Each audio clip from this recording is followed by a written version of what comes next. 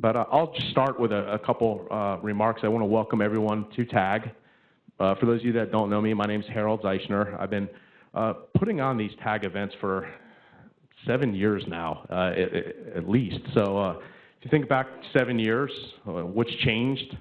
Well, this building wasn't here, right? And MetLife certainly didn't have the investment in this community that they do. A lot of the companies you work at either weren't as involved with analytics or didn't make the investment that you made now. So there's a big change there. I actually had hair back then, which is a huge change. I got a few of my brothers here without any hair, so thank you guys for joining. But all kidding aside, I do want to just talk a little bit about TAAG. Some of this may be repetitive for those of you who have been here before. But the biggest thing I want to really emphasize is that this is interactive. And we do have a big crowd today, but there will be a few of us going around with microphones here. So we're going to try to get to as many questions as possible. But we have a very esteemed and qualified panel who will be talking through an analytics maturity roadmap today. If you've got questions, I want to encourage everyone to ask and make this as interactive as possible. We will be going to about 10 o'clock. I think the first round of invites that went out, there was an error. Now, if those of you who've got meetings and you've got to leave, no worries, and we know everyone's busy. We'll have the room till about 10:30, so if there's some networking that you would like to do after, that would be great. As far as just a few other things with TAAG, we do have these meetings quarterly. We do try to find a topic of interest to the community, so I'm always looking for ideas from everybody. A few things that'll be new, or finalizing a board of advisors that will help with things between TAAG meetings. We've seen a lot of powerful discussion occur for our meetings, and we want to be able to leverage that so that this community can exchange ideas and thoughts and be more collaborative between meetings. So there may be some social outings. There may be a smaller type meeting that'll be more industry focused. We're looking for some ideas. Definitely discussion forums, more to come. Just real quick before I do turn it over to MetLife, I want to thank our sponsor, who I happen to work for. So it's APC, and that's a change for me. I joined APC in December. APC stands for Alliance of Professionals and Consultants. They're going to be the sponsor for TAAG moving forward. And just to give you guys a little bit of a background on APC, we're celebrating our 25th year in business this year, so it's a milestone year for us. We're headquartered here in Raleigh, and at the risk of putting everybody on the spot, candidly, who's familiar with APC? And if you're not, that's fine. So I see some hands there, but yeah, that counts, absolutely. Everyone should have their hand up. I bring that up because we have a great presence nationally, and we help companies with solutions and staffing and compliance and a number of things.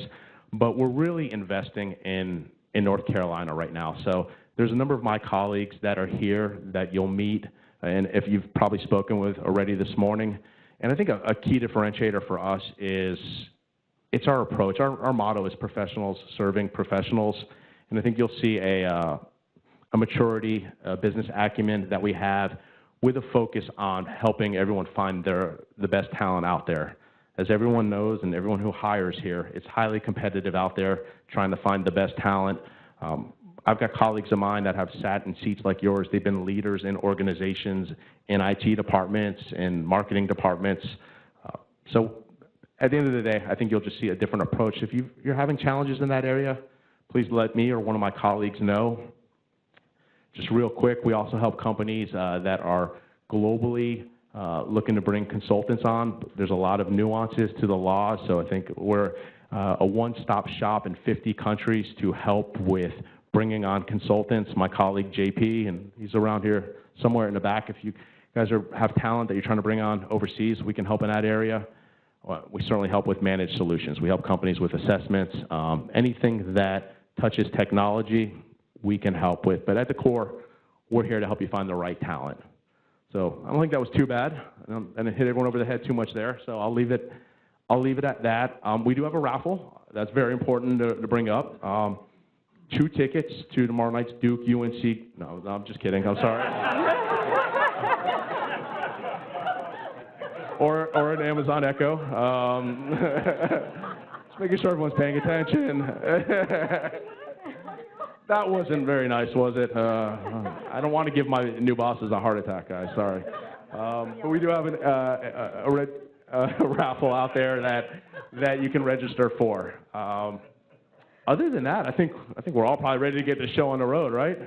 So I'm going to turn it over to Melina Haxhold, VP of Enterprise Analytics with MetLife, and we'll go from there. Thank you, Harold. Is this working? It's working. I was trying to say where to start when I say welcome, but I want to welcome everyone in the room first. But I think, as Harold mentioned today, we decided within MetLife to extend the opportunity to participate in this event to our global analytics community we have within MetLife. So we have teams in Argentina joining. I know there are people in the Northeast area joining via VTC and WebEx, and I just want to welcome them. And I'm actually practicing good morning in Spanish, and now I forgot. Jackie, remind me. Buenos dias, Sicilian team. Buenos dias. So I do speak Danish, but I do not speak Spanish. Anyway, Harold said in the beginning that it's 7 years you've been doing that. It is exactly 7 years.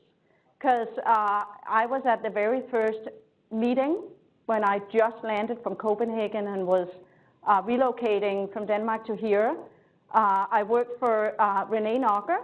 Renee, stand up. Because actually, part of this group was founded by Renee and Harold, and I think we were 7, maybe 8 at that meeting. So it was me, Renee, Harold, and Michelle Eggers. I remember a couple of others. I can't remember if you had hair, but I'm gonna look it up. I was brand new. It was at McGregor Country Club, and I couldn't find it. I was brand new in many ways. But a big believer of community and collaboration. And I mean, look at what you have done, Harold. And one like myself who's such a believer in collaboration and community and have done it within MetLife, I mean, kudos for doing this, because I know it's not easy, and it's tremendous. So I want to welcome you here to MetLife. This is our global campus for technology and operations. So the global analytics team, the heart of that is run out of this facility, as well as all our technology and some of our operations. The buildings went up a couple of years ago. I'm looking at like 2.5, 3. About 3 years ago, we opened with the 2 buildings, and then we have a third one coming. You may have seen as you drove in that is getting bigger day by the day. Sorry? Oh, I thought there was a question. Within analytics, in MetLife, as I said, people ask how many data scientists work for MetLife. I mean, I don't really know, because first of all, how do you define data scientists? We are an analytics community, meaning that we share and we collaborate across, whether you sit in the business or in IT or in operations. And that community shares ideas. We work on projects together. Within our group, which is called Data and Analytics, we are probably like 65 people, but then we collaborate with people that work with analytics throughout our business. Our community right now is 440 people. And all of those people were invited to join today. Not all can make it, obviously, and there are time differences to Asia. That is not the best time in their time zone right now. But we collaborate. We do stuff like modeling sessions. We talk about topics. We share approaches to framing a problem when you do analytics and so forth. But I want to welcome you, and I want to welcome you to this campus. And you think about MetLife, and those who were here the last time MetLife hosted, I'm not going to say the same thing, but I'll say a little brief version of it, which is MetLife's commitment to wanting to grow the use of data and analytics and how we approach it is somewhat symbolized by this facility, right? Being innovative, being sort of new, modern, fresh. This is not the typical view of what you would think of a company of an old school, 150 years old almost, end of this month, company. that really takes it seriously to want to renew their approach to digital and analytics and data. So I think a lot of it you'll experience by being here. So we take it very seriously, and I'm excited about today.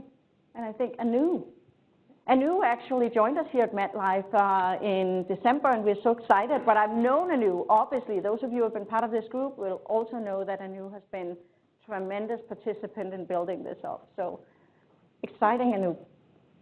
Welcome us. Hi, everyone. Thanks, Harold. Thanks, Melina. Thank you all for coming today. My name is Anu Miller. I am, as Melina said, I just joined MetLife in December, but I am one of the directors of data science here. And basically, we provide analytics and data science support across the enterprise, both to our customer-facing product lines as well as our internal corporate functions. But I'm really excited that we're all here today to talk about this obviously important topic, because I think that's what drew this really great crowd, and which is we're going to talk about building our analytics maturity roadmap.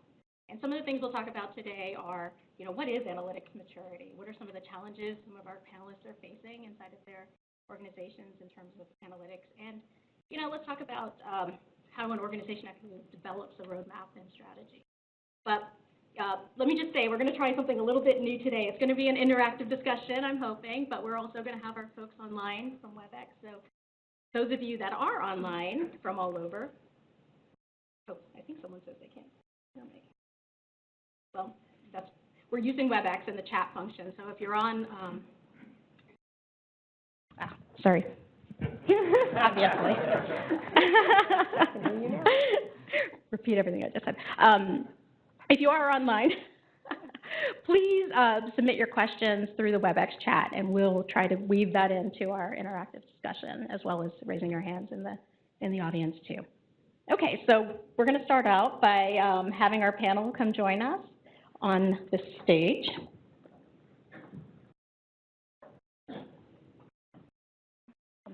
You can sit on it.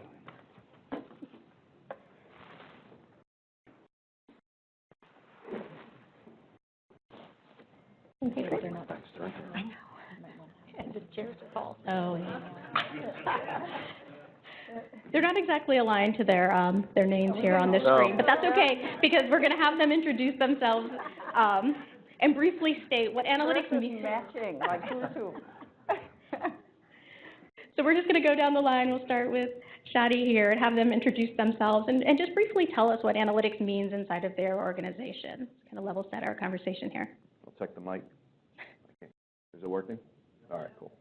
So Shadi Shaheen, I'm responsible for the BI technology stack and data management organization at Red Hat. For those of you who drive downtown, you've seen the building, so we're a technology company that provides infrastructure, platform, operating systems, and open source. And for us, analytics is key. Obviously, we're a digital company, a technology company on top of that. So understanding behaviors, understanding engineering behaviors, buying behaviors, support behaviors. We sell free software, which can be difficult to make money on, but we've been doing really well with that. But understanding what the value, the proposition value we have with our customers is really important. So internal focus and external focus from an analytics standpoint. Good morning. My name is Lorraine Bennett. I'm working the data and analytics team at Premier Research. We are a clinical research organization. And for us, analytics really starts with being able to benchmark where we are, being able to drive quality to our core business. And if we have a successful impact on the clinical trials, then we have a significant impact on those patients who participate. So analytics is very important to us, making sure that we do it and do it right. Melina Hexel, and I'm the Chief Analytics Officer of MetLife, and analytics to us is everything. No, it's super important for MetLife as part of our digital journey, as we are going to reinvent the customer experience as an insurance provider that sells promises, helps people navigate their life. Analytics has to be a key component of how we resonate with our customers through their journey. Good morning. My name is Ayman Zaid. I'm with SAS. Most of you, or maybe some of you, know that SAS is an analytical software. So the way we think of analytics is it's the application of the statistics, science, and math, and other disciplines to data to look for hidden trends and predict future outcomes, briefly. Great, thank you. Well, let's start by discussing some of the challenges that you face in your organizations using analytics. We can maybe start with you on this end. Shadi, what approach do you take to promote the use of analytics in your organization? So I think that's two components. Sorry, I feel like I'm looking back at you. But the reality is a lot of it happens organically. And in the early days, you want to encourage that behavior because trying to control, manage that, stifles innovation. And so the idea in the early stages when you're low maturity is just let it kind of grow on its own and build that community, right? And then build what you learn into your hardened core. That's the aspect where we sit in IT, and what we're really good at is building enterprise scale application services. And so if you just let the community, and that's the open source development model for us, let the community do what it does best, and then as you find what's important, you bring it back into the core. The biggest challenge with that is if you wait too long, then those silos become entrenched, and trying to reel that back in becomes really difficult. So in the early days, now we've matured a little bit, how do you build the systems to automate that so you can continue having the flexible, edges, but have that core hardened? And understanding that, I don't know, a lot of people said in IT will never move as fast as the business. And so maturing an IT organization to try to keep up with the business demands is very, very challenging. And so you've got to build a, Gartner calls it bimodal IT, but being nimble enough to the business, but not sacrificing the value you represent as an IT shop is a big challenge in the maturation. So if you think about a clinical trial, it really is about data, right? So what we do every single day is we collect information with regards to what's happening to a subject that's participating in a particular clinical trial. So at the very heart of what we do is data. So really our business really drives the way that we want to look at the information. And they're very, very engaged at Premier Research. They have to be. They're the ones that are out there seeing the subjects, participating in the dosing of the subjects, checking on the health of the site and the subjects. So at the very core, we are data. And we need to take that data and it needs to become very informative. In other words, we need to make sure that we're doing this the right way, that the health of the trial is good and is solid, and that there's efficacy. So for us, the business really is essential and core to making sure that we're giving them the best service that we can.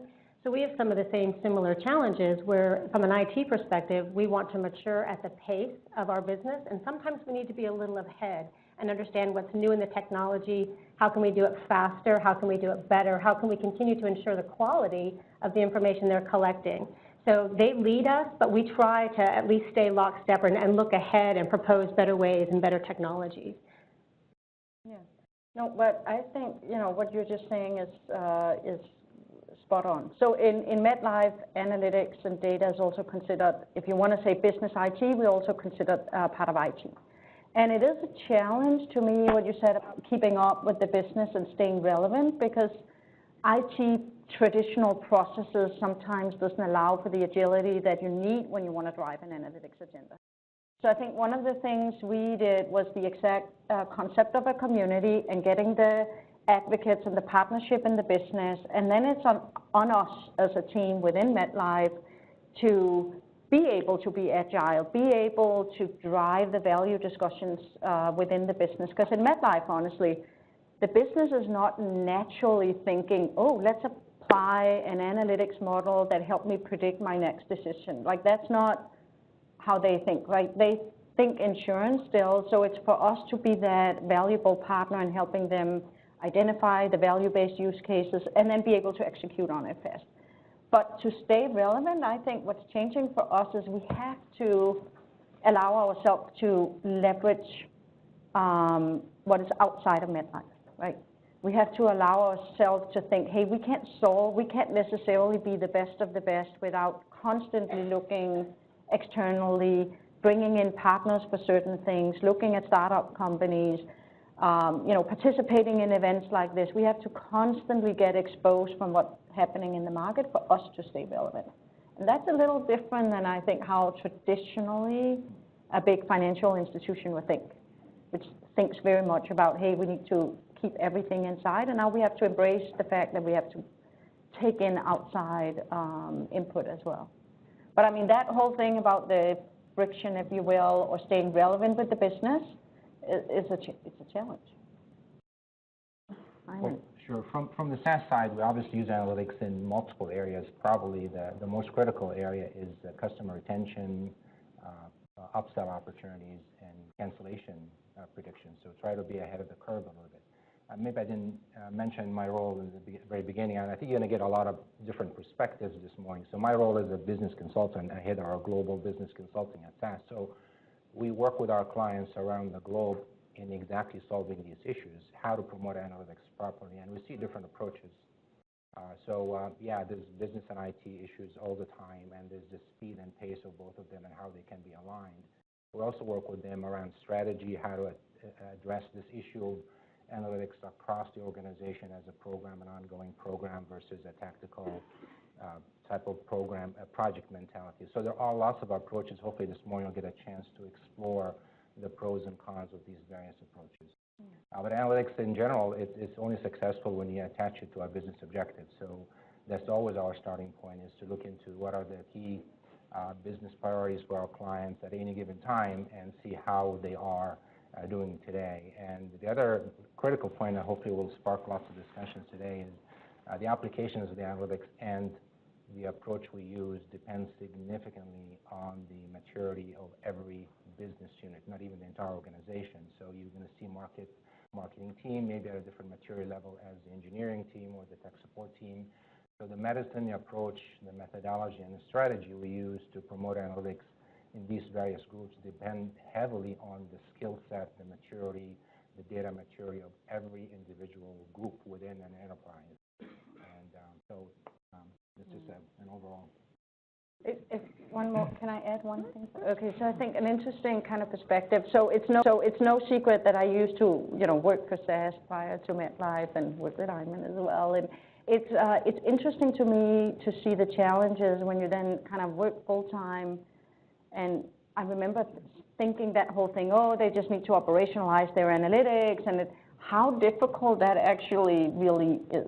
Like, that is not easy, truly operationalizing it within a company. And so it's not just the IT business challenge, but it is to being on the IT side here. And remember, the business gets constantly, we all look outside, right? And you all hear these promises, hey, we'll come in and we'll turn everything around in 8 weeks, and all you have to do is like look at my PowerPoint, and it's just, and then you kind of and give me all your data. Yeah, give me all your data. Give me all your data in the cloud, and then everything is fixed. And you're sort of like, yeah, no, because that's not going to work. And you feel like you're becoming the naysayer, which is really not my style. And it used to be the sales kind of, hey, let's just, and now I'm realizing it is a little bit difficult. So I think, that is some of the challenges to Anu's question, is really going outside of that kind of POC mode. The first, let's take some data and we can all get excited. That's great, but to really get it in the core of the business to the day-to-day, well, it's hard. For advanced analytics, I think it's a, yeah.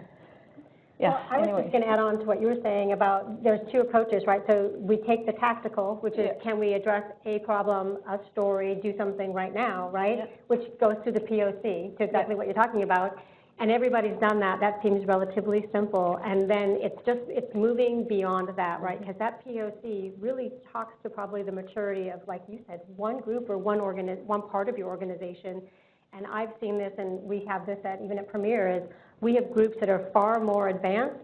Sales is a very good example of being far more advanced in their business intelligence and their analytic capability than some of our other groups. And so it is about getting everybody the capabilities that they need at the time that they need them. So the challenge is also not only looking externally, but we have different, in the organization, people are in different places. And so that's a challenge, very much so. Yeah, and if I may just add one last point, is we all understand the sphere of influence, that to get multiple groups to work together requires a vision from the top. So to look into how to promote it across the organization as a key component of the DNA of an organization requires support from the very top and a vision from the very top to push it down.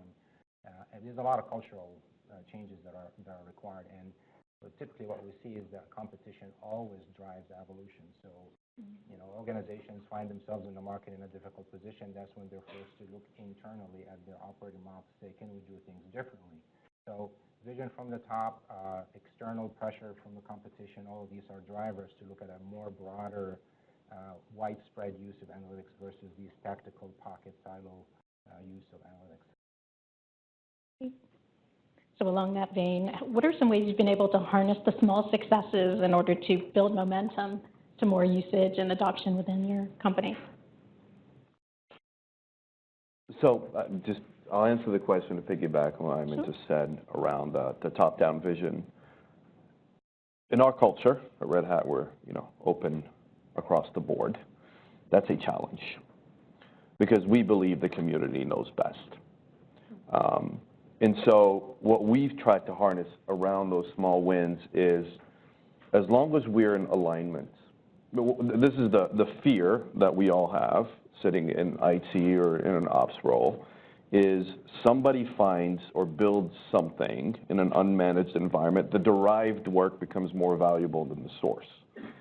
So that now becomes your new data warehouse per se, in an unmanaged, not unsanctioned, but risky environment. Is it secure? Is it authenticated, authorized, things like that?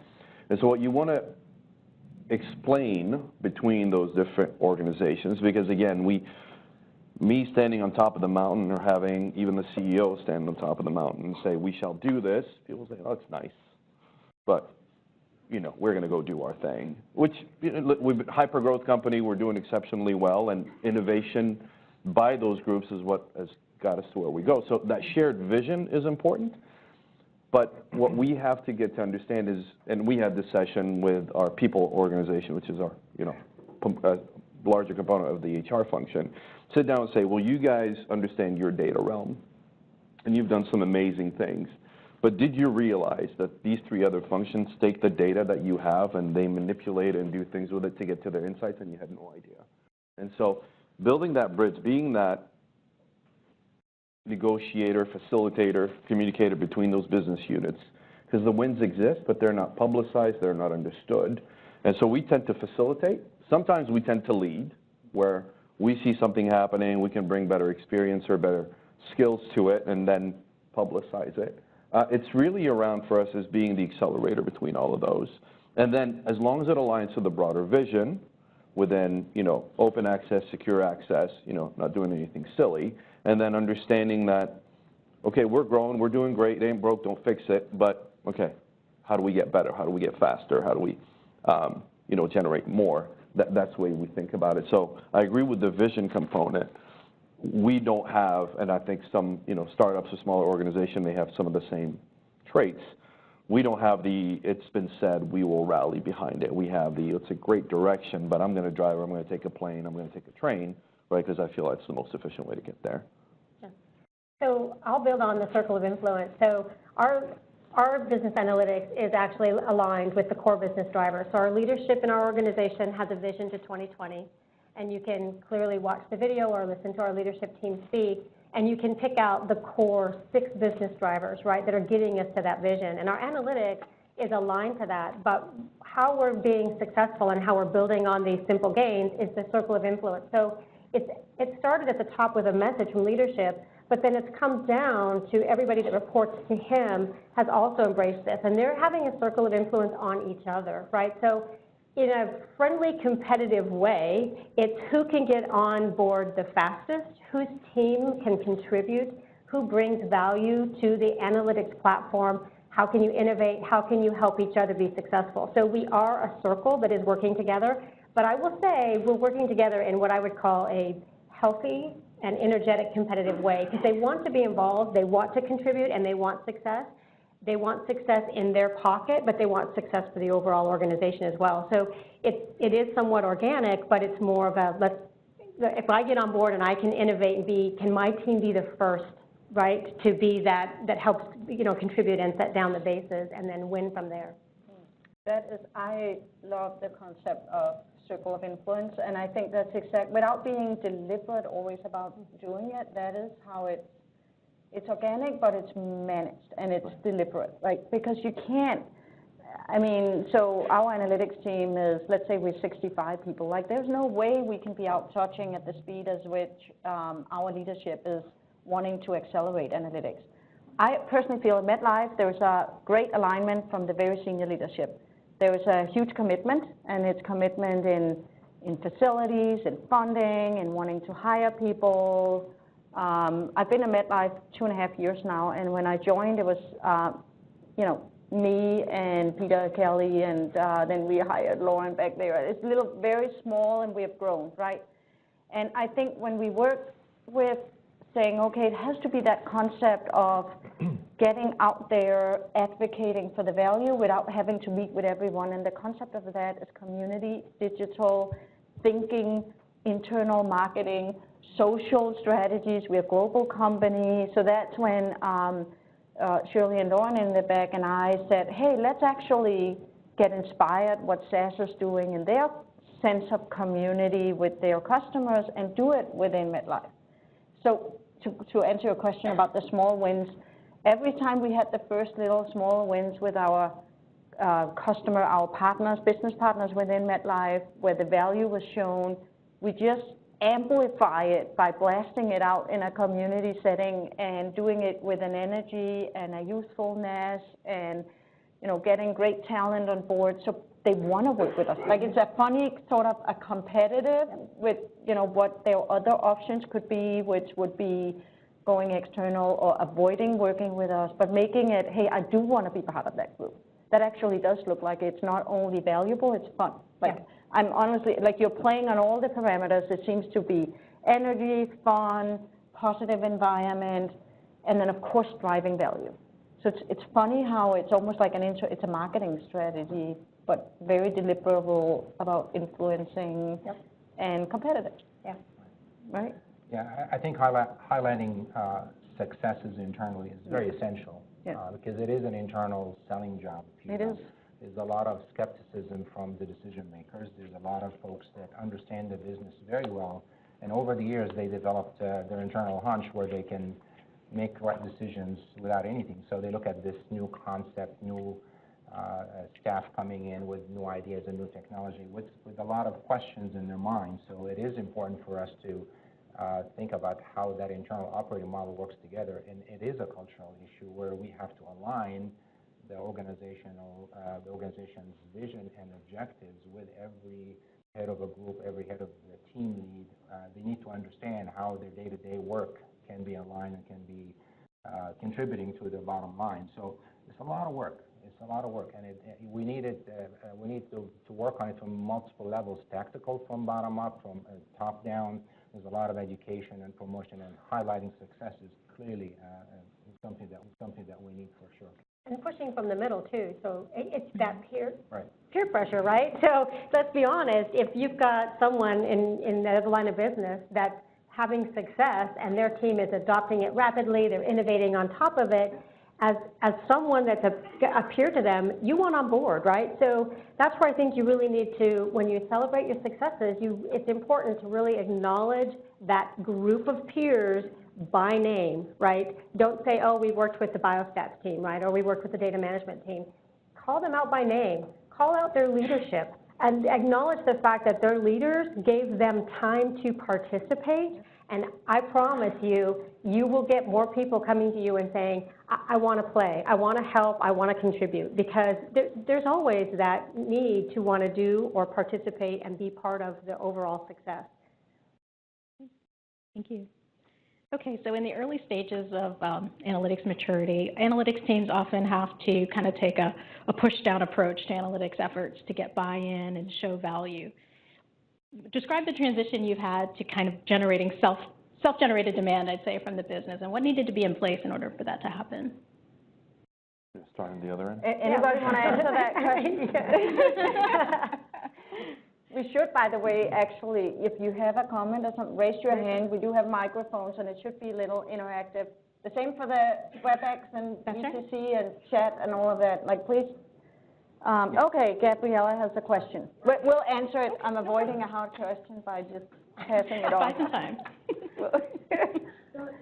Oh, yeah, they're throwable.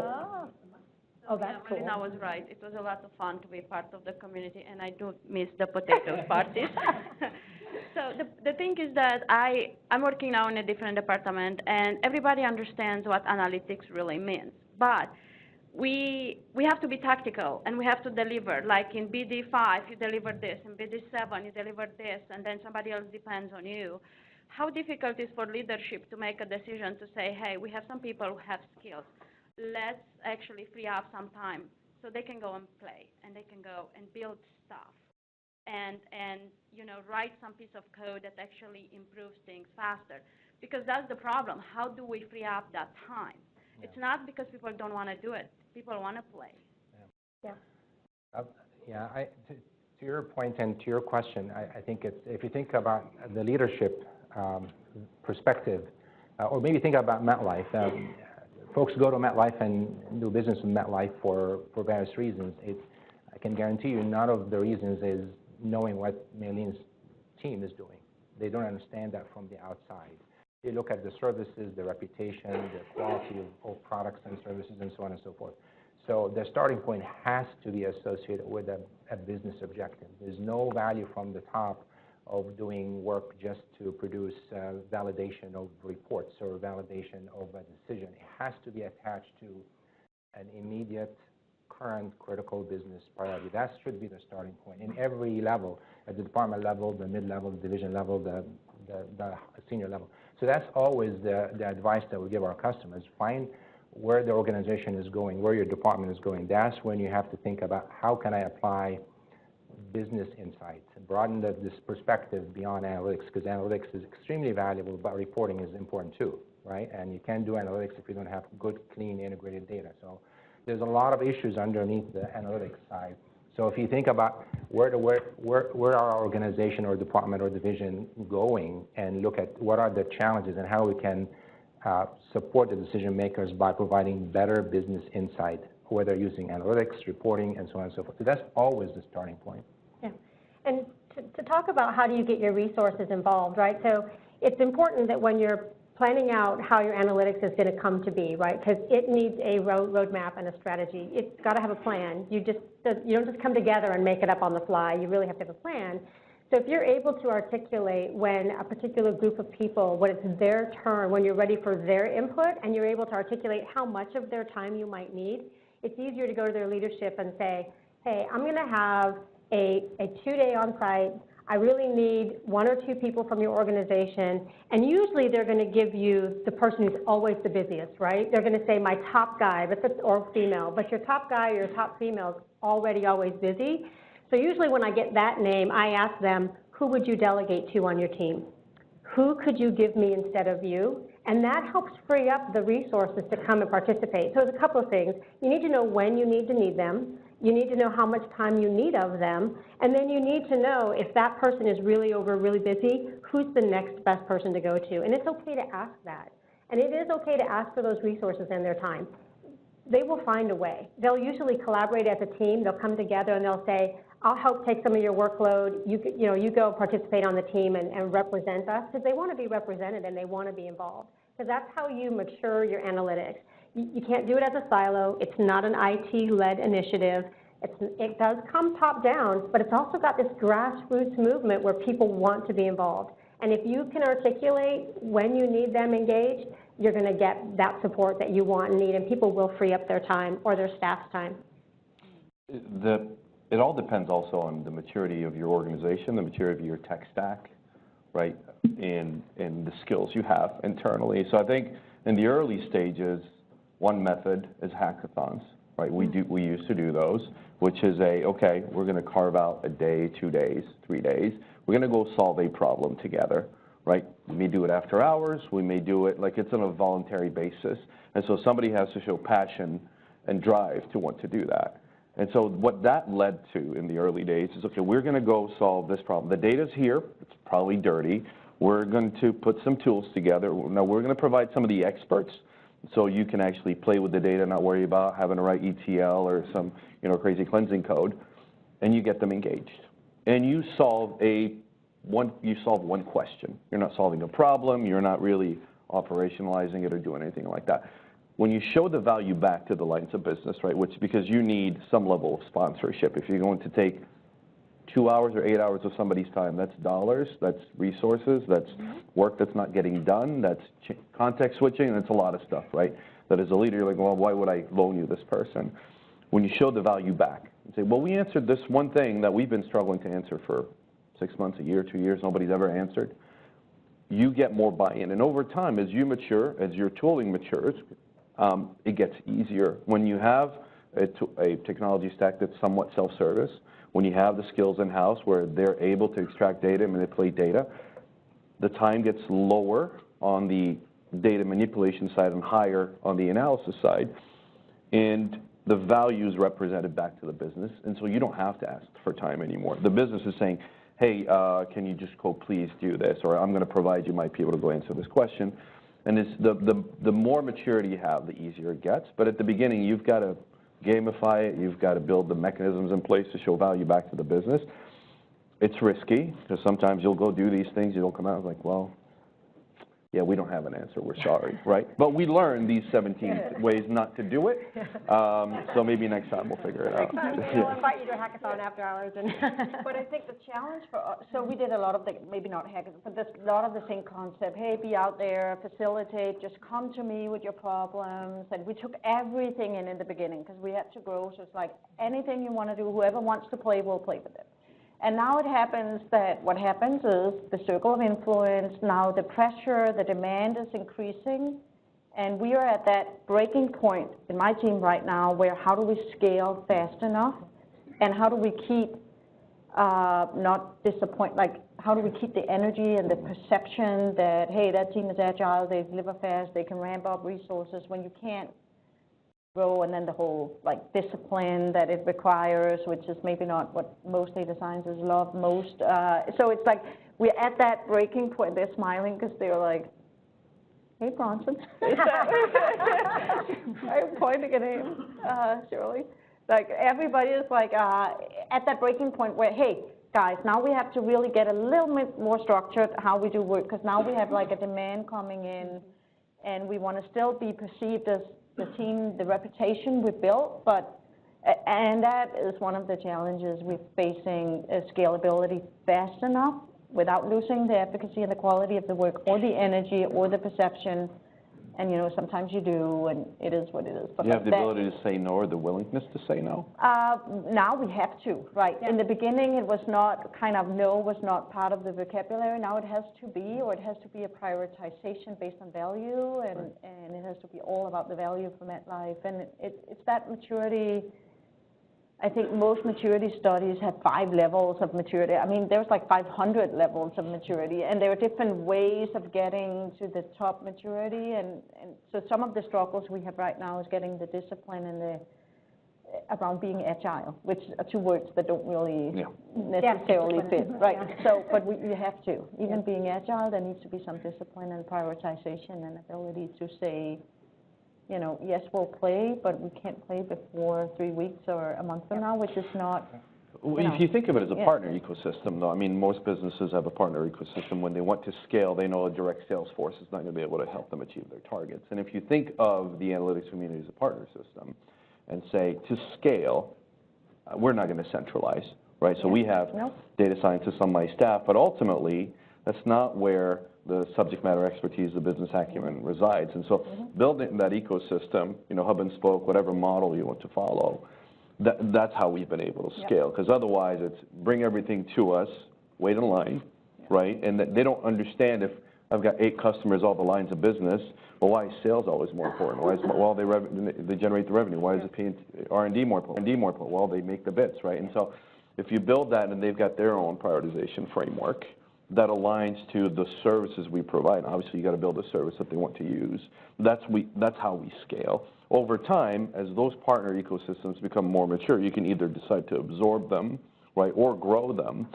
The challenge comes into there's always the data component that sits at the foundation, right? How do you harden that? How do you curate that and make it high quality? For us, that's been the challenge. How do you absorb more data fast enough? Because they're maturing really, really well. what we're not doing is, back to the moving fast enough, we're probably not moving as fast as we need to. Well, you touched on that a little earlier, and so again, around the room, you know, where are you on your actual platform, right? So where are you on your ingestion of data?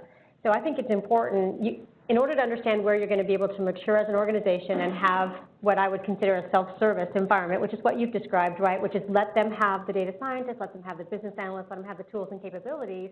However, you have to make sure that when you're doing that, that you have the data in a data-governed state, right? Because the last thing you want to do is get your leadership to give you funding and money and resources, and then you build this great thing and you give self-service, and then the leadership team goes in, and instead of having a conversation about driving the business forward or meeting business objectives, they're having a dissertation or a debate about what the data means, right? So don't do that. That is I will tell you straight up, that's a failure, right? So don't do that. Don't empower people to have access to the data that you have not governed, because that's a big disservice to the organization. So I agree with exactly what you say. Don't make IT be the place where they have to come get everything. I think you have to have some level of self-service.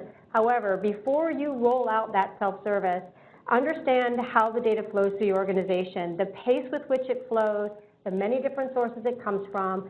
Do the data governance. Nobody likes that. It's not fun. It's not fun to sit in a room and come up with definitions and security classifications. And when you're a global organization, and we have very regulated information, and I'm sure you can imagine that, right? So GDPR and data privacy and all that plays in when you're talking about clinical trial information.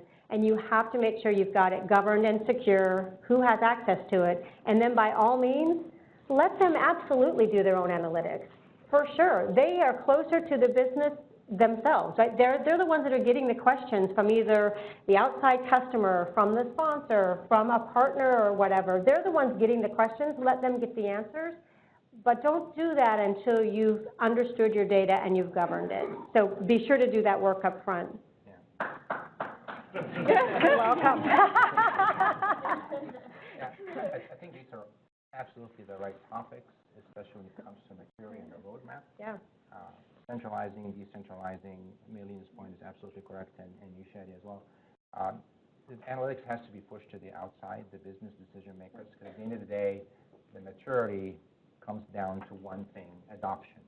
Adoption by the end user, the business users, not the analytical team or the IT team. So ultimately, we want to get to the point where the business decision makers validate their assumptions, strategies, understand how analytics work. So we want them to get their hands wet. We want them to make mistakes. We want them to have permission to fail. This is part of the maturity understanding of the maturity life cycle of analytics. So all of these are the right steps. And the question comes down to, in any environment, you're going to see a mix of all these topics. Is data clean? Is it governed? Who owns the data? Do we allow people to do their own work and come up with different business perspective and go to meetings and argue about my number and your number? All of those are topics that companies struggle with, and that's why you need the top-down commitment support to look at all these different moving parts and align these groups, because these groups will not get aligned by themselves. Everybody's busy, they have their own perspective, there's business and IT tension and all those things. So some vision and support from the top is needed to come up with a strategy and a roadmap to how promote the use of business insight, including analytics, gradually, in what area, at what pace. All of those are absolutely valid topics. So you alluded to governance. Yes, because Because that's the big one. Question. question. Throw the box. The question is related to what you guys are talking about. Data.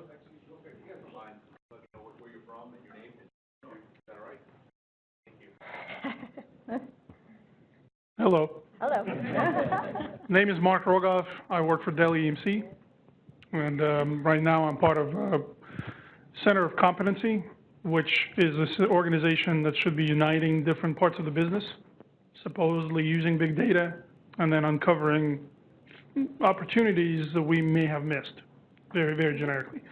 And the question is about data cleansing. So I agree that data being clean is important.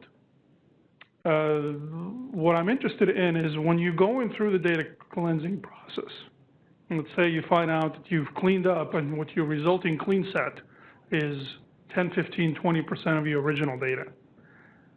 From your experience, is that good enough to make overwhelming business decisions based on the subset of clean data that is relatively small to the overall data? If that makes sense as a question. Like, we've cleaned it up, it's very little. Can I now trust Is what you analytics cleaned out up of that? little, or is the outcome little? The I mean, outcome. okay. So I think you might want to define clean. Are you defining clean as complete and accurate, or are you defining clean as we've deduped the data and we've got it from multiple sources and we're now down to one master record? And I ask that because it's an important difference, right? Because complete and accurate to me is very, very important, and I don't know if master data, doing a master data exercise on everything is important, right? So I think you have to understand what are you doing in that cleaning activity, and then is it good enough data to make the decision? Well, I think that depends on what decision you're making. I mean, if you're looking to go acquire a company, have you done due diligence, right, for the acquisition is one question. If you're thinking about potentially unblinding a clinical trial, yeah, that's a much bigger decision, right? So again, I think it's understanding your data. Do you know how that data works and how much of it you have, and can you get more of it? It's the fit for purpose component, that's what we call it. It's is the data is it good enough for the use I have? And so if you want to invoice a customer, it's got to be down to the penny. You got to have the right address, the right ship to, the right bill to, all that stuff. If you're looking at overall market trends, where $1 million here, $1 million there doesn't really make that big of a shift, who cares, right? 70% accuracy may be okay. And so it really is that fit for purpose. Now, if you went from 100 to 15%, I would say you're cleansing, either you got really bad data or your cleansing is a little bit off, right? And so you have to look at the mechanics. You got to monitor. I don't believe in the concept of bad data, honestly, because the data itself tells you something about it. If you see you've got 3 million duplicate records, well, that's really interesting. That means something upstream is causing that. I'm just not going to go ahead and hide it. Now, for analytics purposes, I'll not make it available. Something's happening. So you got to figure out the metrics that your data cleansing generates is really important. Now, but fit for purpose, you can't just, I mean, we used to, and I have somebody here from Red Hat who can attest to this, we dealt everything with everything the same way. It had to be pixel perfect, whether we were doing a macro level analysis or figuring out what discount we were applying. They're like, well, maybe we just need to stop doing that, right? And that almost, that almost defeats the purpose of analytics, right? Because if you're cleaning out too much, are you missing something, right? So if A has a relationship to D and B has a relationship to C, did you just clean out that relationship between A and C, right? So I like your fit for purpose term. I'd be real careful about how much you're cleaning. Yeah, and I would add to that, fit to purpose is absolutely a correct concept. And I think most organizations understand that. When it comes to billing, invoices, critical areas, they're on top of things. But the cultural aspect is very critical. Why is the data dirty to begin with? It's a lack of appreciation of the value of data. Yeah. So there are many steps in IT and the business that need to be put together. Who owns the data stewards, governance, and so on and so forth, that have not been in place for years and years and years, and that's the result and outcome of that. So the vision from the top, again, is very critical. And what we see from the industry here, there's very little appetite for any business side to wait for months and weeks for cleaning the data. And the advice we give them, you don't have to wait till you have very clean data to experiment, because the very nature of analytics requires experimentation. So it's okay to experiment with 70% accurate data. So I think we need to be careful about the perception and the messages we send to the business. You have to wait till I clean the data another 3 months. Not very. I mean, I'm going to, and I'll send it right back to you, but somebody in the back was clapping when you mentioned data governance, and I thought it was one of the data governance guys at MetLife. It would have been. We collaborate. So data governance, at MetLife, I'm part of, our group is part of what is called data and analytics, and it includes data governance. It's the data side. My team is very much on the consumption, the analytics, the BI side. And I totally agree with it. Like, I'm never going to argue about data governance is important, but the reality of the shift we have to make in a company, and granted, we're an insurance company, so the number, like the data we have is not very big compared to a bank. Like, how many times do you touch your insurance company? Like, how many times do you just browse around on their website or chat with you don't do that, right? So we don't touch our customers the same way that a lot of other companies could. So our option to really learn is to look at open data. And that brings up a whole other thing, because like we're gonna have an environment in a secure sort of playground sandbox where we are actively, very actively, looking at enhancing our analytics by tapping into the concept of open data. And we have a couple of actual projects where we've done it, like databases that can be facilitated by universities and you know, the whole concept of open source. It's not just open source technology and open source coding, it's open data, right? And I'm just not talking just Twitter and Facebook. I'm talking about like certain healthcare things, certain things that is picked up. Like there are actively startups that are looking at data as the asset that they are opening up.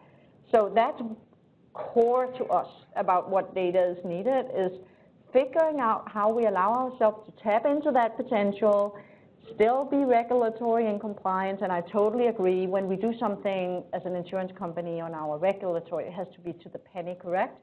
But when we experiment about new ways of being you know, relevant in the customer acquisition phase and doing like cross-sell acquisition, you know, you don't need to be 100%, like you'll do better than what you did, which was more like randomly, you know, addressing to tapping it. So it's fit for purpose, but think about that whole data thing, because it is not going to be just your data going forward. I don't believe that. It's going to be, you know, data consortiums, right? We're going to be sharing data before you know it. You know, in 5 years, we're going to be talking about how the two of us are maybe even sharing data. Yeah. So but data governance is important. Yeah, well, we will share data, because if you think about, I said it, yeah. I'm a believer of it, because I could see where we would need or want to share each other's data. You might have information around the number of times that someone has gone for an insurance visit, and we have the oncology person who's had that insurance claim, right? So we will be sharing data.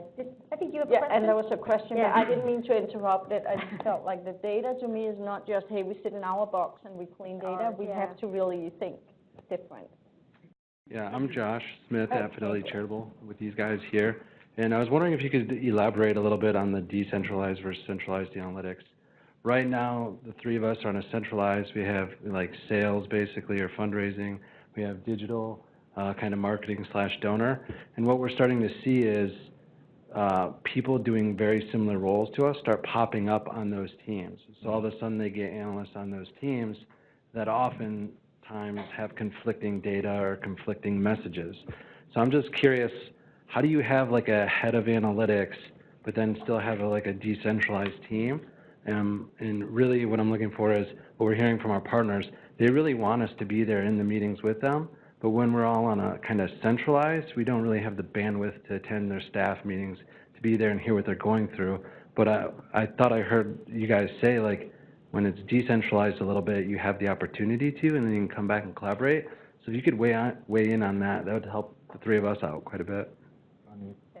We can answer that, and then there is a question. So we've been doing federated databases for years, right? And so the concept has existed. The reality of it popping in the business is if they're hiring data scientists, that means they have a need, or there's a lack of trust, or there's a lack of availability, right? And so there's multiple reasons why they do that, and that's not necessarily a bad thing. Well, you have to, as a centralized organization that is getting competition, right? Because if you want to look at it that way, what is the service you're offering, and is it of value to the business? And if it is not of value, as in an IT organization, you learn very quickly that if your service is not different and better than what they can do on their own, they're not going to consume it, right? And so the reality is you got to understand. Now, if they're hiring ETL developers, you probably have to ask yourself a question, why the hell are they doing that, right? But if they're hiring data scientists, there's a business acumen, there's the understanding that they sit in that business unit, because what they value more is the understanding of how they operate, and then they want to bring some of the statistical modeling or analytics component of it. It's not a bad thing. That's where we started about 4 years ago. And I mean, sitting where I was sitting, I was like, well, I'm not very happy about this, right? They're spending money that should be really mine for me to hire and grow the skill. We understand it better. What happened out of it is they started building their own sandboxes, their own siloed of technology, right, and building their own stacks. And we said, okay, that's fine, right? If you want to come and partner with us, we'll be more than happy to. But what we did is we learned from them. Why are they moving faster? Why are they doing it better? And then we stood up our own. Now, we had the luxury of having the funding to do that. It's not easy, right? But what we did is said, okay, now your operational cost of maintaining a shadow IT organization is fairly high. How can we take some of that off of you? And now we understand your data science component. How can we help you? And over time, you build that bridge, right, where they come to you and say, I want to do the math, right, but I don't necessarily want to do the data part. And over time, they'll come to you and say, can you help me do the math? And so it's over time. If you view it as friendly competition, back to what was said earlier, I think that's fine. If you view it as unfriendly competition, I think that's okay too, because that'll make you get better. Well, and I think you said they asked you to come to their team, but since you're a small, their meetings, right? And since you're a small team, it's difficult because you have your own deliverables. How about the reverse? How about if after they've participated in their team meetings, if you have one meeting where they come to you, they being all of them together? Because I think the important part is hearing, like you said, what is their need, how is their need being met, and how does what they do complement what you're doing? So maybe think reverse and have them join you and report out to you what they're doing and how they're doing it and where their struggles, and maybe you'll find ways to bridge that gap.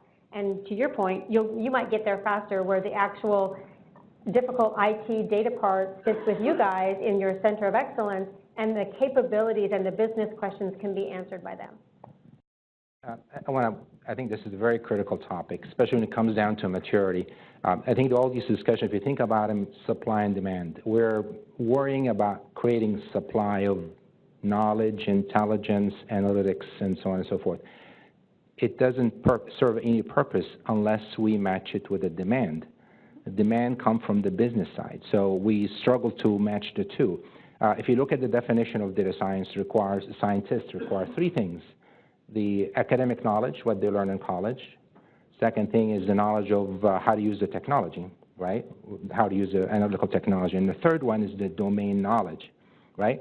And the fourth one I would add is that maturity, it comes down to adoption by the business. So the business users own the decision-making process. These are where the decisions are made. This is how we can influence the value to the organization. So, and it comes down to P&L. They have the incentive to use analytics or not, depending on their business objectives and how their bosses are managing them. So the business users are very critical to adoption. So when you think about centralizing or decentralizing, you have to keep in mind that you have to bring that side as part of the formula. They have to be owners, and they cannot be outsiders waiting for somebody to give them something. So centralizing it is only useful when it's used to solve obstacles across the enterprise, remove common challenges, help support critical things to start projects and so on and so forth, but promote the use of analytics by infusing talent in business units and help them get started and become independent. That's why earlier, I think one of you mentioned self-service. Self-service is very critical, very, very critical. So it's very important for us to understand this ecosystem, supply and demand. Demand comes from the decision makers, the business units. That's where maturity and value happens, is when we support them in making better decisions. So matching what we can offer with what their requirements may be is critical. Would you say, sorry, I'm asking my own question to the panel. Wait a minute. So does one size fits all? Because, No.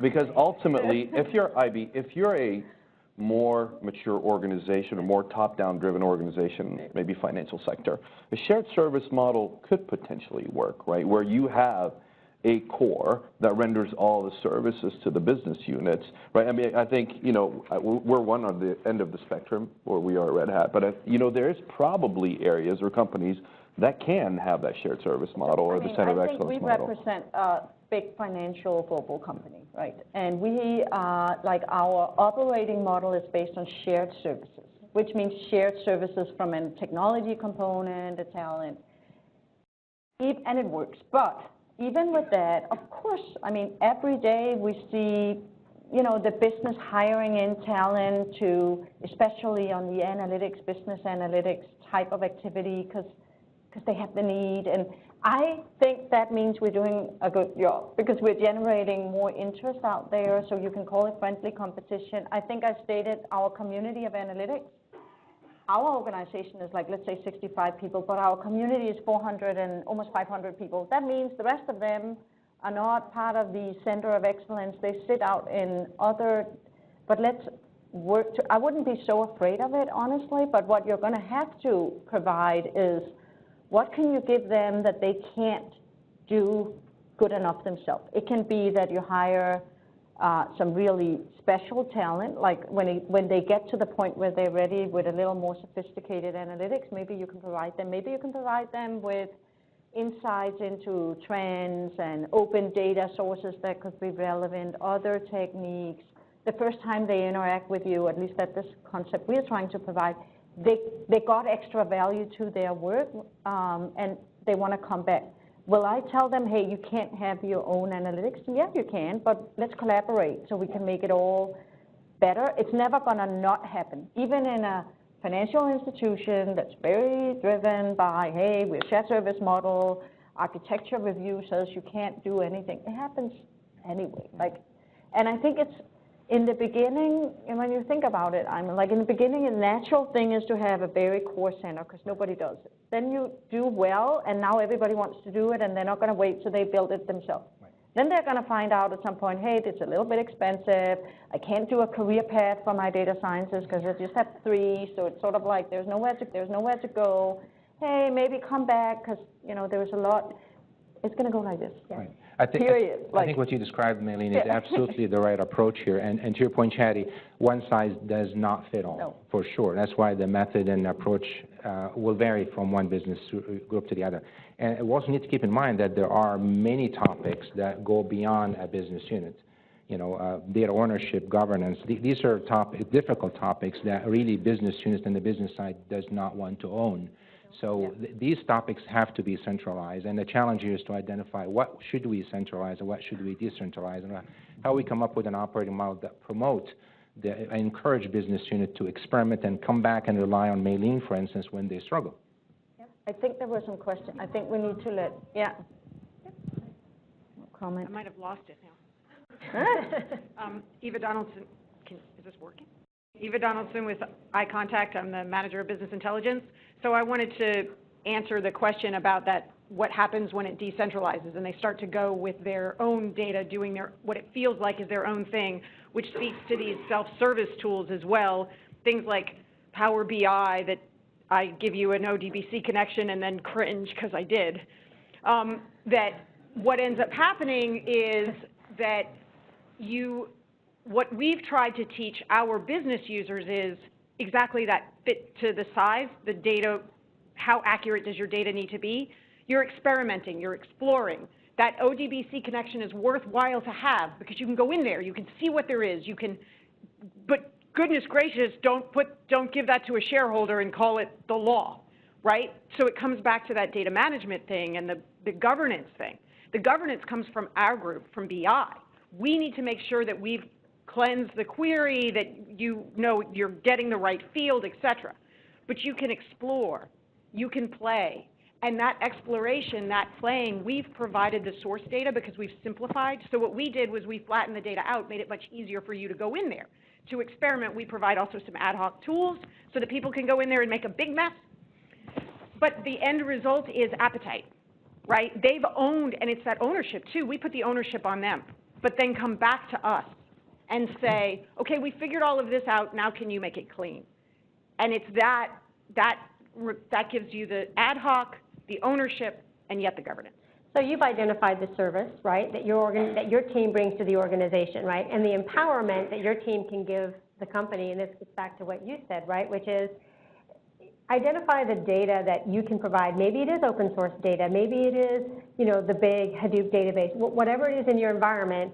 Understand what it is you can do and understand what you can empower to the business, because they really know, and they're the ones that have the questions, and they're the ones that really actually kind of know what's going on with that data. So I think that's I think you recognized wholeheartedly the service you give your organization, and that's a huge value right there. Yeah, but there's also the evolution in service. Yep. We used to think of BI as one practice. We build data warehouses, we build data marts, we give you reporting tools, we build a semantic layer. Here you go. What we really have started to push for is, okay, well, there's also an innovation lab we need to provide where it may be a replica of the entire data set, but we're not going to govern it. You can do whatever you want in there, right? Now, you can't publish out of there. There's an exploratory environment where you can go in now to a better model of the data so you can understand the relationships easier. And so we went from the traditional data warehousing, the logical data warehousing world, which is structured, cleansed, understood, governed, here are the tools, to more of a, if you want corporate reporting, do that. If you want dashboarding, come here. If you just want to go play around with the data, find something interesting, here it is. But please come back to us. If you found something, you found the perfect definition of customer, give it back to us, because the rest of the company really cares about this, and then we'll build it back into the warehouse. You still have a governance model in that perspective, right? So you govern what they can and can't do outside the sandbox. We have aspirational governance. Aspirational governance, yeah, I think we all have that. But I think it's a good illustration of how to, again, have that nice friendly competition, right? We're all going to learn from each other. There's nobody in IT who's going to sit up here and tell you that we know how to do it better than our counterparts in the business, because that's just not true. But what we will say is exactly that. We'll give you a place to play. Go explore, learn the data. You've got some rules around the sandbox. Come back and contribute to the greater good of the company. And I think when you have that type of buy-in and that type of participation, you're going to leap your maturity model in a big way, right? So one of the things I think we created as well, with back to your question about what service do you provide, is we're the only ability that can connect, and it seems silly, like the different business unit within MedLife or the different countries. They may actually be working on exactly the same problem in Malaysia as well as they do in Argentina or whatnot. Like connecting the businesses to learn and not reinvent, and we can start thinking reusability, and they're going to get results fast. So there's a lot of things you can provide, but you have to really hone down on what you can provide that they can't do themselves, and then nail in on that, and they're going to want to come. But embrace that they are going to, you will continue to see that happen. Yeah. Embrace it is a great way to look at that. And you don't have to do the traditional data warehousing anymore, right? No. You don't, ETL and all of that stuff, you don't have to do that anymore. There's other ways, and it depends on the volume of your, and I know this sounds very, I don't know, tongue-in-cheek, but you really have to understand your data to understand how it's the best way to bring it together. Different companies, different countries, you have multiple companies in one organization has multiple entities or whatever, and bringing that data together in a fast way that makes it good and clean and easy for people to use. Find a different and innovative way to do that. Yeah. Any other questions on the chat? Okay, just interrupt, because if there are... I actually have a question from online, if that's Online. okay. Online first priority. Yes, it was a good question actually regarding benefits of our analytics. It's coming from Argentina. So in my opinion, part of the maturity of the analytics journey is to go back to the business and show the benefits of your analytics models. And this is a challenge in terms of who, when, and how to manage these benefits in terms of defining the metrics and so forth. So the question is, based on your experience, what's the best way to go about doing this? Showing the value, you mean? Showing the value? Not like really measure. I'm not going to answer because it's my problem, but it's like, so it's like how do you actually really kind of, it's not at a PowerPoint level, but like when you really have to go down and hone in on the metrics and align on it and jointly report that back to be captured as a real benefit, that is not an easy exercise, because you have finance, you have different interests, you have, like, it's a big challenge for us, honestly. I think trying not to solve problems for business users on our own is a key to this. They have to be part of the thinking process, because we think we're answering their questions, and in reality, you may be answering 50% of what they're after. They have to be part of that discussion, and that's, at the end of the day, that's the only measure of maturity. Did we actually get the decision makers to think differently? Did we get them to ask the right questions? And when we separate the decision makers from the analytical community, that's when that gap continues to increase. And that's when we're not really answering, we're not speaking the same language. We think we're answering their question, and in fact, we're not. But what's on the value chain? What problem are you trying to solve?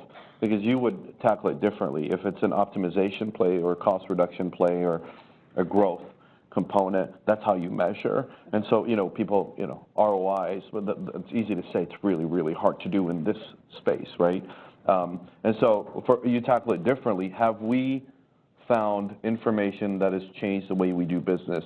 Have we optimized any process, service? Has the quality of our data gotten better? I mean, that's one of the big metrics for us is it getting better over time? Because that translates directly to people touching data, which costs time, costs money. And so it depends from a value standpoint. No, I get all how of you that, align and into. we have done all of that, Yeah. but it's more the it's more so the alignment Of the of the definition. Like, I was just curious to know, I don't know if you, but at the end of the day, we have to put a value stamp on our team, like dollar stamp, not real, like this is how much value we produce. Like, how are you driving those, or are you not?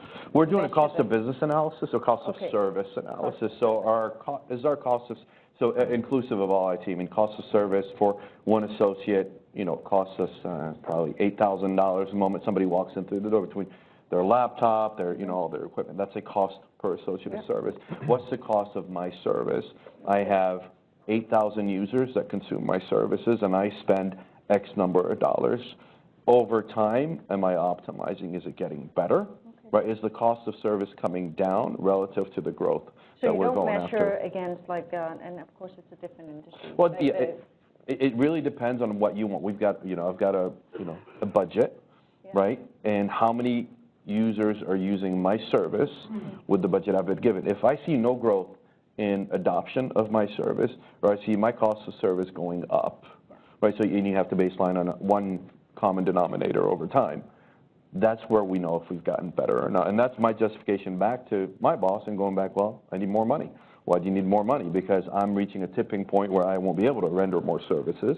I went from 2,000 users last year to 5,000 users this year, and my cost of services dropped drastically. And so that's how we do it. But you've defined user, right? So user, is that a person who's logged in once? No, Is it a user? So it really this depends, is where I think this is important, right? So understanding your value, this is where you're, I'm crowdsourcing our program. yeah, just outsourcing it. Like, anybody who's Understand like- your value before you decide to benchmark it. That's, make your definitions, make sure they're clear. I have a question that aligns with that, and I think maybe, Melina, this is what you're talking about, and I know it's always been a struggle. How do you place a value proposition on building out analytics? And in an environment like MetLife, we're very business case driven, right? Before we can get funding to do more, invest more, we have to say this is what the benefit will be. And those benefits are tracked pretty rigorously to say we're going to reduce a budget, or we're going to reduce this, or we're going to cut this. So I think that's the biggest question, is how do you define the value of making a better decision before you even given the opportunity to make that decision? I think that's the struggle. I want to add one potential perspective to this very important topic. Again, not generalizing, because there are many areas that don't apply to this, but again, we're trying to justify supply within the organization. It happens to be supply of insight, new insights from analytics.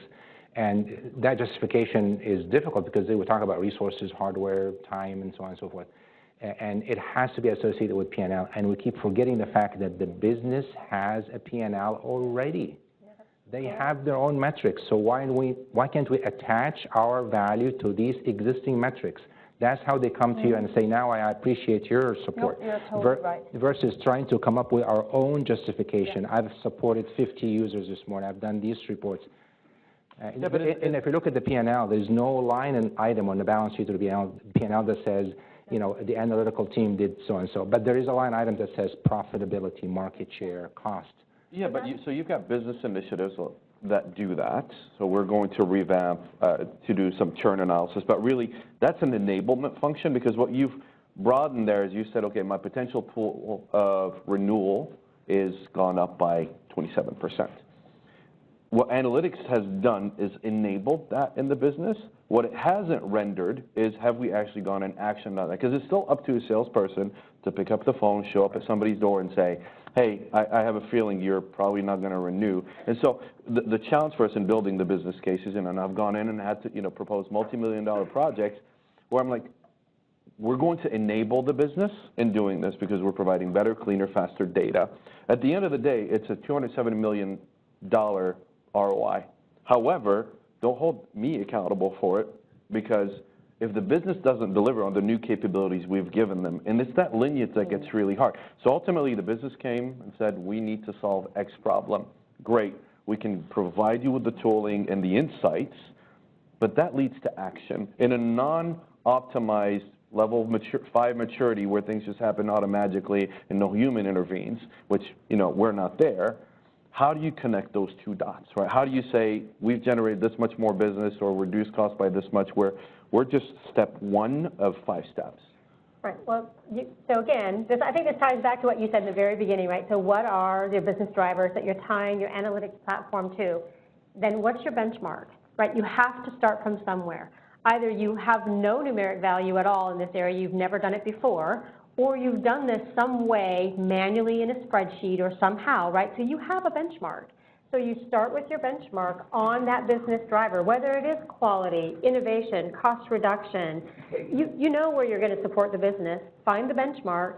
Then what you have to do is set a target to achieve or improve upon that benchmark. And only then can you really prove your ROI for bringing analytics to the organization. You have to start with what you know. But yeah, okay.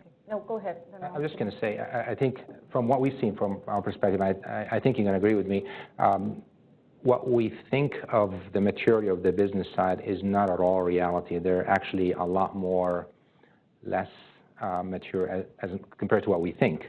I mean, we know the technology, we know the possibility, but reality is the requirement in many cases are very simple. And you can't ignore simple things, because they can't do complex things until they solve the simple things. I'll give an example. I worked with a very large telco organization in Asia, and 2 years ago, a chief strategy officer decided to centralize all the analytical team, and he had me meet with the gentleman who was going to do that. So I met with him, and he was planning to take all the service, all the resources into one group, and he was explaining to me how many partners he's working with and so on and so forth. And I asked him one question: are you going to take the P&L on the goals and objectives of the marketing, sales, and so on and so forth? He paused and thought about it, and he sort of brushed off the discussion and didn't go anywhere. Last year I met with them. They're reversing the process after 2 years of pain. And we met with the business users, and the community, the user community, was really suffered from removing these resources away from them. So the key message here is that the business community has to be a core component. Let them articulate what the value is. Don't try to do it for them. Their own words may be a lot simpler than we think. And if we think about business insight instead of analytics, I think that would be better, because analytics is a key component of business insight, but at the end of the day, clean data, reporting, performance management, dashboards, all of those are key component to even publish the results of analytics. So think of the broader picture and not limit our view to only analytics. No, so I think I agree with you, because it has been easier for us. So we don't have a P&L, obviously, but we service into the different Many groups that have yeah. P&Ls, yeah. And we have come to the realization we have to work closer with the business and their P&L CFOs in order to really tie to their, so that's how, and that's just hard. But it has been much easier for us to really clearly articulate the benefits when you're if you think about our customer journey, you come in, you get underwritten with a policy, something happens, you start doing claims. On the claims handling, where you can introduce like robotics, so we have actually 70 robots, to automate the claims handling based on analytics, because there's no, it's much easier. Doing it in the beginning, like the acquisition type of analytics, where you're dependent on somebody's, like either it's not a salesperson, but it can be a marketing activity or a way of taking in, it's just, you have to go with the P&L. Like, it's just been a difficult time. I'm going to jump in and give some perspective. No, I'm just kidding. I'm definitely not giving perspective, but we've got about the tickets? Yeah. We've got about 15 minutes, and I know there's a number of questions out there. So maybe we can do like a rapid fire question, one panelist answer. We'll go on to the next one. I want everyone in the audience to be able to get their thoughts out. So I know we got young lady right here. I think you've got a question as well. We'll go there, and then gentleman in the back, and then we'll make our way over.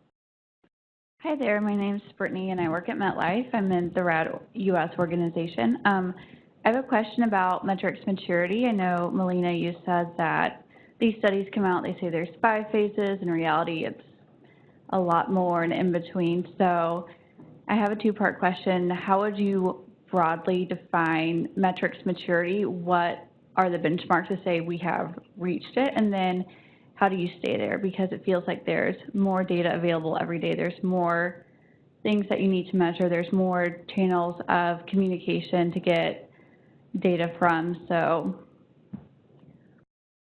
If the question is for me, we're not very mature. We're getting better at it.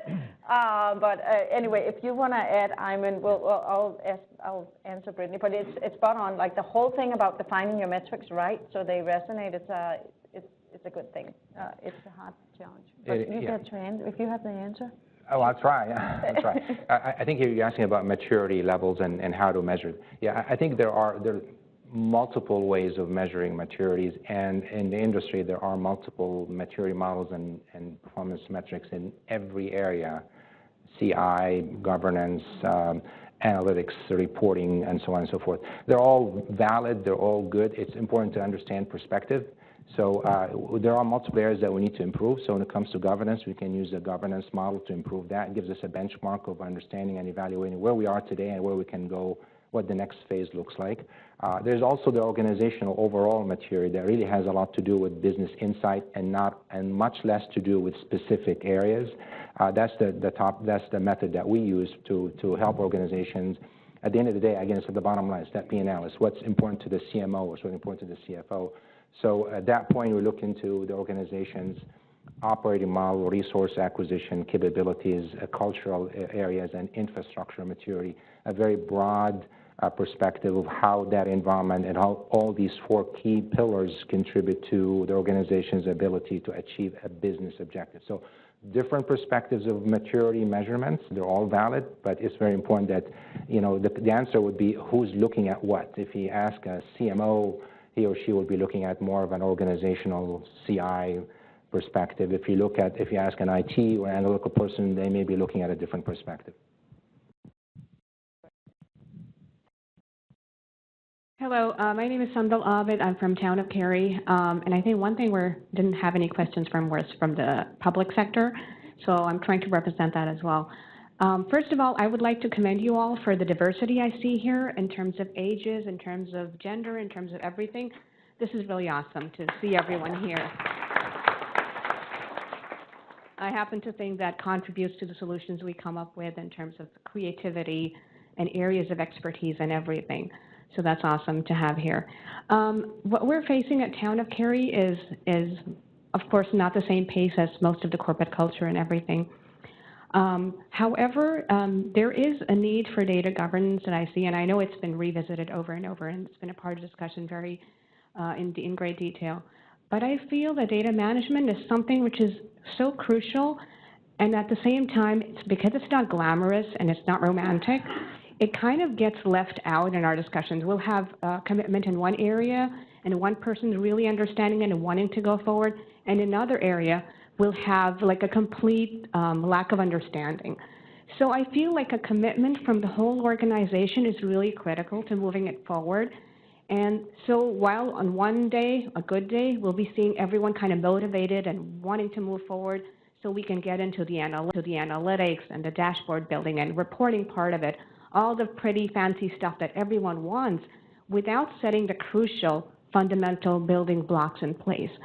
So how do we kind of get a commitment from the data user, the subject matter experts, from the corporate level, the top level, and kind of build from there? Because we don't have, it's kind of like a confused environment that I see sometimes. So that's my question. I feel it's very relevant to us. I'll use the journey that we went on last year. So we don't like governance. We don't like policy. We don't like rules. It's just not in our DNA. And it's like selling insurance. Nobody wants to think about the worst thing that's going to happen to them, right? And so buying insurance is not a good place to be. Buying governance doesn't come out of, I'm really passionate about it. You're saying it's access policies, it's ownership policies, security policies, it's all these things. Selling that is a challenge. So you've got to tie that back to, well, why? So we went on this journey. We started a year and a half ago. We got it funded last year. We're exiting here in a couple of months. of, well, you're not getting value out of your data because of these three things. You got massive duplication, low perception of quality, and very low adoption of usage. What could you get if I gave you data that you could trust, that was highly available, and I could tell you who's using it and it's done in a secure way? Always the risk component for us, because you don't want financial data to leak out or compliance data to leak out. So that's what we rallied about. So I said, I want people to get access to data. I want people to trust the data. That means I got to put in some rules of the road. We'll try to be minimalistic about it. Let's not be overly burdensome.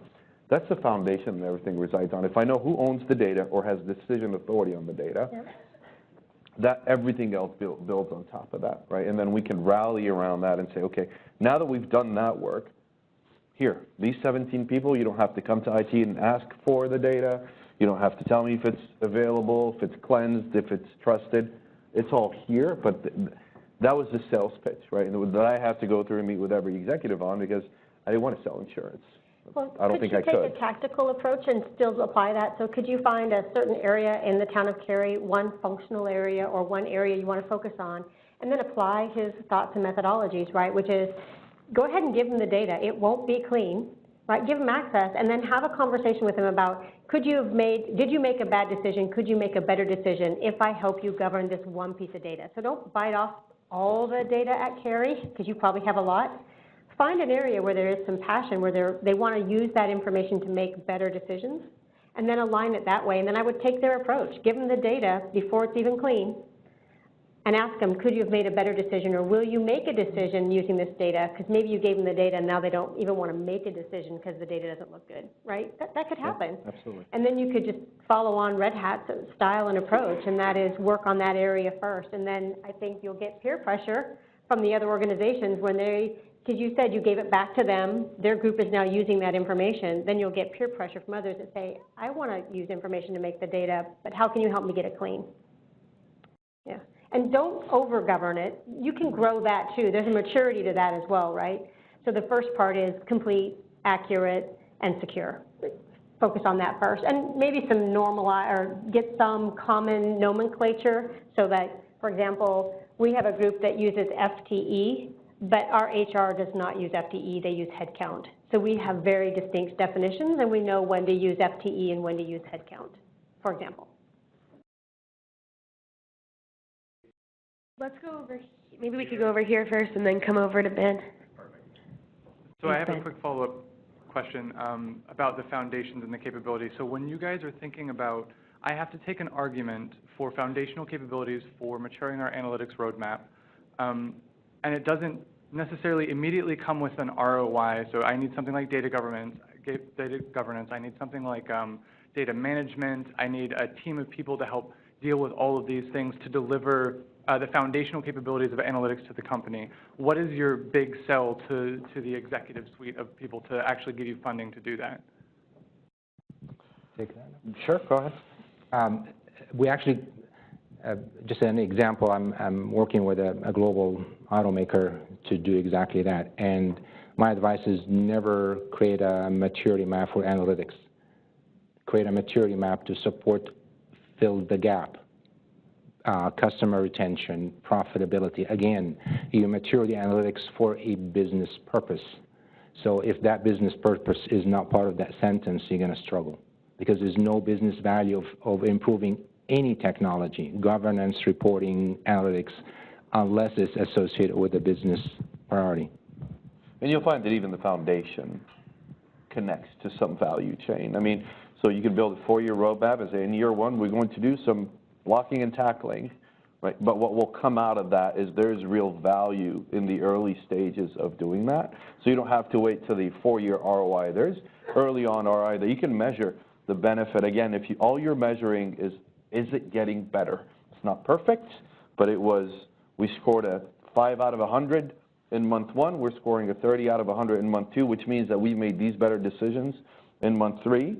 But you can do that even in the data management space, right? We saved this much server compute time, which means that these people could work on other things.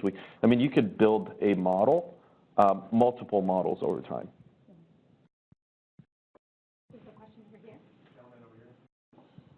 Hi. So when we were talking about centralized analytics group versus decentralized, a lot of discussions were around even if decentralized groups pop up, which they naturally do within the business, that you can still build out best practices through a community site like what we have at MetLife. Is there any value to putting something like model audit or peer review into the centralized hub so that you ensure that you get a knowledge of all the different analytical projects across the company, as well as be able to provide services when you know that they're lacking? Do they trust you? That's the first question I would ask, because otherwise it's going to feel like a tax, right? If they trust you and they trust your intent and your skill, and they understand the shared benefit, yeah, of course. If it's the, oh, IT is doing something to me, I would say just stay away from that for a while. You got to build that common platform where there's a shared purpose. So again, back to the maturity of the organization, I don't think it's a clear-cut answer. No, I think you're spot on with the word trust. And intent. Like, I honed in on what is your intent for doing that, yeah. So I think I mean, honestly, so Ben actually was a part of the MetLife Analytics team. You forgot to say your name, Ben. It was clearly stated you have to say your name and who you work for. Hi, I'm Ben. I work at MetLife. But so it's again, it's like we see these things popping up. We know maybe, you know, it could be even done with more efficacy in their word. I think it's, in the beginning, it's maybe offer it up not as the first time you prove that you help them get better, they have no problem coming back doing it. But if it's just like a IT leader saying every model has to go through, then it's not gonna, they're gonna find ways to avoid it. And if you're using centralized data, like what we've all described, right? The data is centralized, but they're doing their own analytics, or they're even adding some open source data to what you've given from a centralized perspective. If your intent is to help them do that better, that's great. If your intent is to go in and say, yeah, but that's not your role, I wouldn't go there, in my opinion. We have one more question from online, and it's kind of around talent and strategy. So how does your talent strategy mature along with your analytics capability maturity? I hire contractors through APC. Wow. Hang on, is there a money trail? Just kidding. I'm just, actually, I think, now I will talk to this because I have a very small team and we are very new to Premier. So we're bringing a brand new capability and we're doing it in ways we've never done it before. So again, how can I build out that team? Well, part of it is understanding what service, what P&L we're tied to for Premier Research, right? So what group are we really impacting first? And then the capabilities we're bringing in, the talent we have in-house. And again, is this a short-term talent? Do you know if you need this to get over the hump for 6 months or a year? If so, try a contract position or try a contract to hire until you really know what your skill set feels like. Because I can tell you that I might think I needed a particular skill set in-house, and what I learned is that someone I already hired had jumped on board, taken initiative, self-taught themselves, and are working and getting us over the hump. So I wouldn't want to spend that resource on hiring for something that I just have an immediate need to get over the hump. And then long-term, it gets back to career pathing. What you said earlier, do you have a career path for your data scientist? Do you even have a data scientist? Do you need a data scientist? Do you know, right? So ask yourselves what P&L you're tied to for the business, how you're going to help them get to whatever metric they're measuring on there, and then look for short-term staff augmentation or consultants that can help you get over the hump, and then career path long-term, those employees that are core to your business. Yeah, one of the very critical topic, obviously, talent is very critical. We can't do much without talent. And one of the very first thing we go to check when these topics come up is to look at the HR job categories, because this is a cultural topic across the organization. It's not controlled by any particular business unit. The HR department has to have a valid job categories with enough definition and variety of positions. We look into the organization's ability to attract, retain, empower, and develop the talents of talent. So these are very critical topics. The market is very competitive, especially in that area, and the candidate out there will look for these things. So. Yep.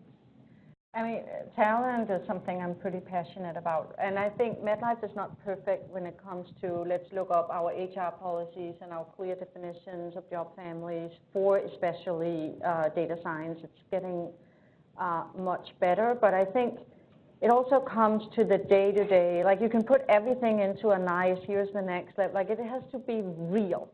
And by real, I mean when you come to work every day, you have to find a way of giving them an opportunity to get challenged and not just grow by, hey, I'm becoming the next level thing. And, you know, pay is important, but to me it's not. It's really also the sense of coming to work and getting challenged, being part of a community, seeing opportunity, create that peer environment that gives you energy and passion. So I think there's lots of components to it.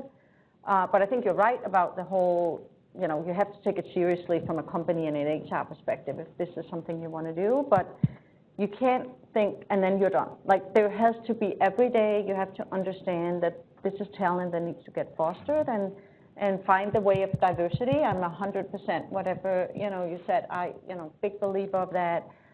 We're a global team, so like the Argentina, if they're still on, like getting them an opportunity to work with some of the data scientists here, work with some of our Asia data scientists, just constantly think about providing an opportunity to get challenged is a little bit on the leadership as a company. And it's hard. But getting started is hard. It's hard. And I mean, I remember 5 years ago, I called everyone I knew and I didn't know. I said, how do you do this?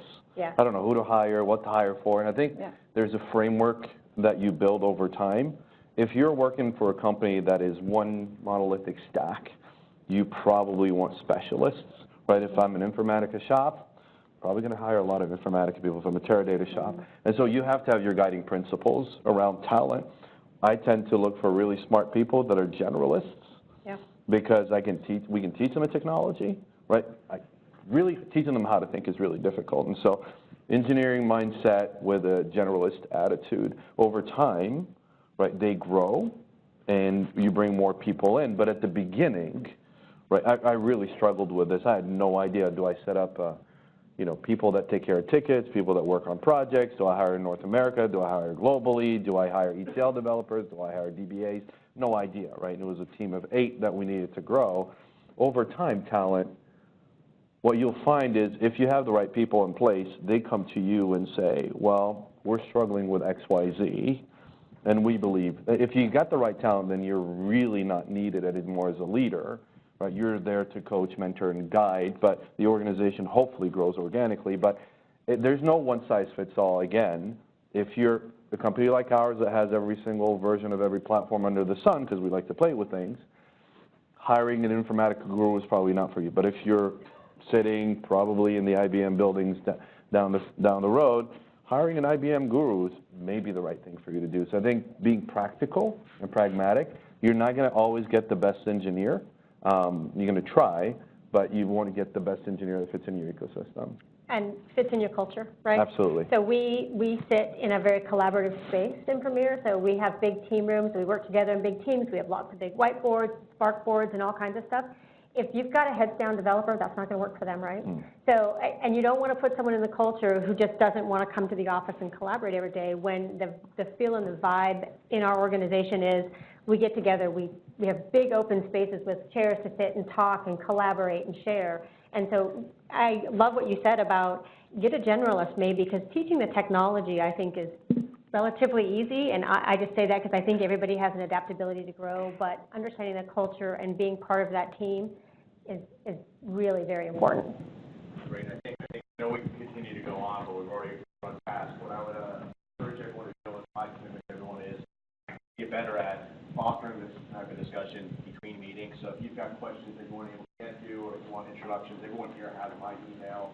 We're going to work on some discussion forums and things between meetings. So great questions. Usually I'm pretty loud, but I think at this point we've got the room to 10:30, so please feel free to network a little bit. I want to give a big thank you to Anu for formatting a lot of these questions and really leading the discussion.